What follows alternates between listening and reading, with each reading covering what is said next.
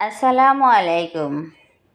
Welcome back to my channel কে রান্নাঘরের পক্ষ থেকে সবাইকে স্বাগতম।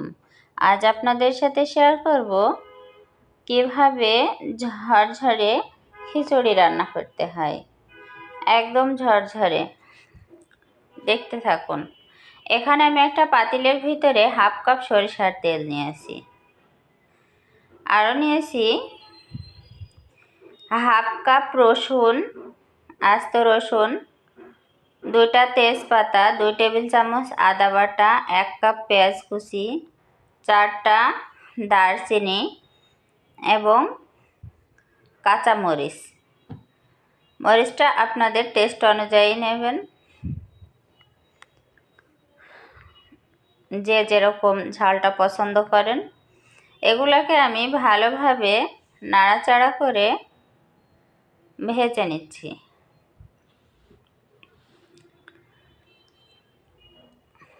এ পর্যায়ে এসে কিছু শুকনো উপকরণ দিব।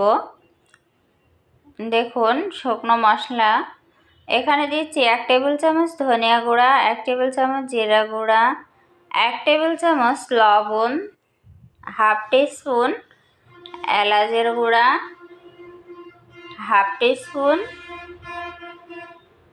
আস্ত রেগুলার রান্না করা জিরা এবং 1 টেবিল চামচ হলুদের গুঁড়া। সবগুলা একসাথে দিয়ে আবারও নাড়াচাড়া করে মশলাটা কষিয়ে নেব। ভালোভাবে মশলাটা কষিয়ে নিয়ে এখন আমরা দিচ্ছি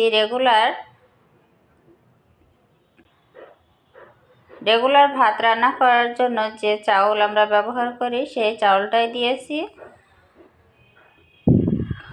আরও দিচ্ছি এখানে 1 কাপ মাসকলাইয়ের ডাল। এভাবে নাড়াচাড়া করে আমরা ভালো করে চাল, ডাল এবং মশলাটা ভালোভাবে কষিয়ে নেব।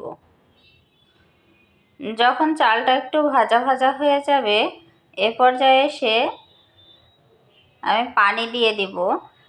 এখানে আমার মাসকলাইয়ের ডাল এবং চালের পরিমাণ পুরো 1 কেজি। এখানে আমাদের পানি দিতে হবে 2 লিটার। 2 লিটার পানি দিয়ে হাই হিটে 10 মিনিট রান্না করার পর চুলার আঁচটা 10 মিনিট পরে মিডিয়াম করে দিব। দেখুন, আমার রান্নাটা রেডি হয়ে গেছে এবং খিচুড়িটা কত সুন্দর ঝরঝরা হয়েছে। আসুন পরিবেশন করে দেখাচ্ছি